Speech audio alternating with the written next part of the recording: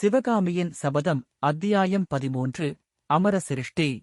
குழந்தாய், இதோ நாகநந்தி அடிகள் வந்திருக்கிறார், பார். சந்நியாசிக்கு வந்தனம் செய் என்றார்.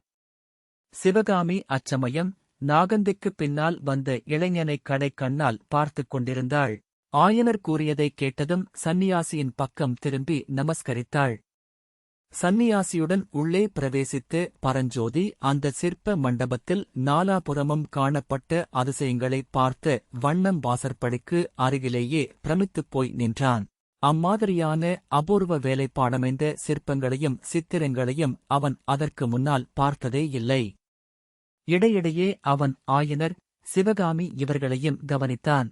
அன்று பல்லக்கில் அமர்ந்திருந்தவர்கள் மதயானையின் கோபத்திலிருந்து தன்னால் காப்பாற்றப்பட்டவர்கள் அவர்கள்தான் என்பதைத் தெரிந்து கொண்டான்.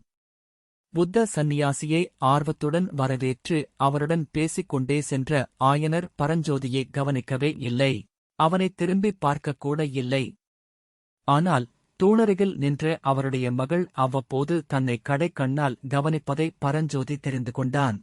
நடனத்துக்குரிய வஸ்திரம் ஆபரணங்களை அணிந்து நின்ற சிவகாமியின் நவம்பர் யௌவன சௌந்தரியத்தின் ஒளி பரஞ்சோதியின் கண்களை கூசச் செய்தது. கிராமாந்தரத்தில் பிறந்து வளர்ந்தவனும் இயற்கையில் சங்கோசமுடையவனும் தாயைத் தவிர வேறு பெண்களுடன் பழகி அறியாதவனுமான பரஞ்சோதியினால் சிவகாமியின் முகத்தை ஏறிட்டு பார்க்க முடியவில்லை.